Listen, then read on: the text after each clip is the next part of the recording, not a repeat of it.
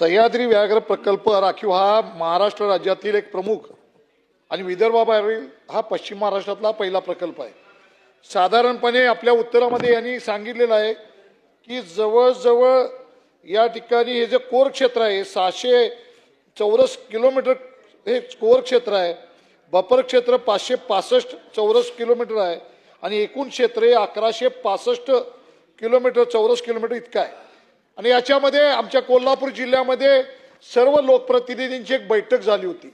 आता या व्याघ्र प्रकल्पामध्ये सर्वसाधारणपणे चार जिल्ह्यामधील गावं याच्यामध्ये आहेत।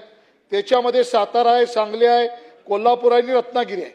कोल्हापूर जिल्ह्यामधील माझ्या माहितीप्रमाणे शाहवाडी, गगनबावडा, राधानगरीपासून चंदगडपर्यंतची गावं याच्यामध्ये समावेश केल्याने आपल्याला कल्पना आहे की शिवाजीराव पाटलांनी लक्षवेधी मांडली। त्याच्यामध्ये आपल्याला कल्पना आहे की जवळजवळ 3-3.5ची गावं प्रश्न घ्या आपण प्रश्न याच्या कार्यक्षेत्रामध्ये येतात। अध्यक्ष महोदय, या संदर्भात सगळ्या लोकप्रतिनिधींनी एक सूचना केली की याचा हे गावं त्याच्यामधून वगळावीत। मंत्री महोदयांना मला विचारायचं आहे की आपली एक बैठक 21/4/2026 रोजी झालेल्या तांत्रिक समितीची एक बैठक झाली। त्याच्यामध्ये या ठिकाणच्या भ्रमण मार्गाचा पुनर्विचार करायचा या ठिकाणी बैठकीत विचार झाला। वाघ आता ऑलरेडी सोडले गेलेले आहेत। मला वाटतं 4 वाघ, 4 नर आणि 4 मादी या ठिकाणी या व्याघ्र प्रकल्पामध्ये सोडले गेलेले आहेत आणि मला वाटतं त्यांची ट्रॅकिंग सिस्टीम होती ती पण आता काढली गेलेली आहे।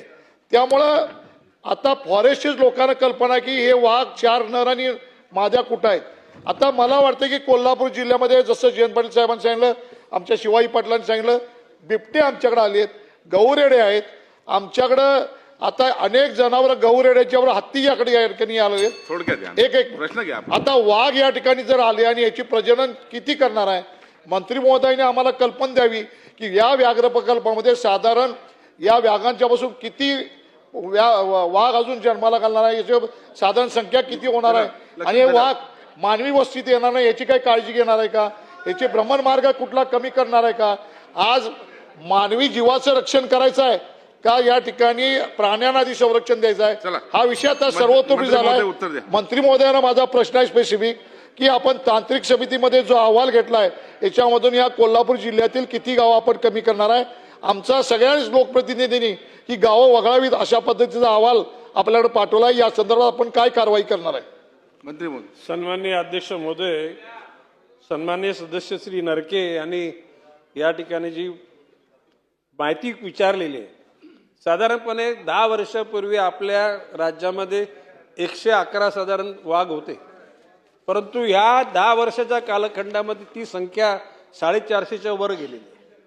अरे म्हणूनच भविष्यकालामध्ये या वाघाचा उपद्रव एकाच परिसरामध्ये होतोय, तो स्कॅटर्ड करावा आणि म्हणून विदर्भाच्या प्रत्येक जिल्ह्यामध्ये अभयारण्याच्या माध्यमातून एक व्याघ्र प्रकल्प आणि कोकण, पश्चिम महाराष्ट्र, मराठवाडा आणि खानदेश यामध्ये जिथे बिबट्याचा प्रकल्प म्हणजे टायगर लेपर्ड प्रकल्प हे निश्चितपणे करण्याचं ठरवलेलं आहे। एकूणच श्री सन्मान्य सदस्य नरके यांनी जी व्यथा मांडली की बा आमच्या गावांचा समावेश झाल्यानंतर आम्हाला त्रास होईल, त्रास होणार नाही।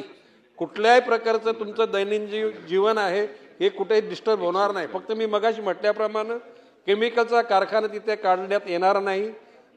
कुठल्याही प्रकारच्या दगडांच्या खाणी जिथं सुरुंग पेरले जातील तिथे ते होणार नाहीत आणि त्याचबरोबर जलाशयाच्या एखाद्या साठ्याला त्या ठिकाणी मान्यता मिळणार। या 3 गोष्टी सोडता त्या ठिकाणी दैनंदिन जीवनावर परिणाम होणार नाही। परंतु त्याचबरोबर या वाघांचा वावर म्हणजे विदर्भातच दुसरे वाघ कशाला, वाघ कोकणात सुद्धा येऊ देत ना, पश्चिम महाराष्ट्रामध्ये, मराठवाड्यामध्ये आणि इकडचे मोठ्या प्रमाणात पश्चिम महाराष्ट्रामध्ये बिबटे ते सुद्धा तिकडे आहेत। बिबटे नाहीत असा भाग नाही, परंतु समानतेनं त्या ठिकाणी व्हावा अशा प्रकारचा उद्देश आहे।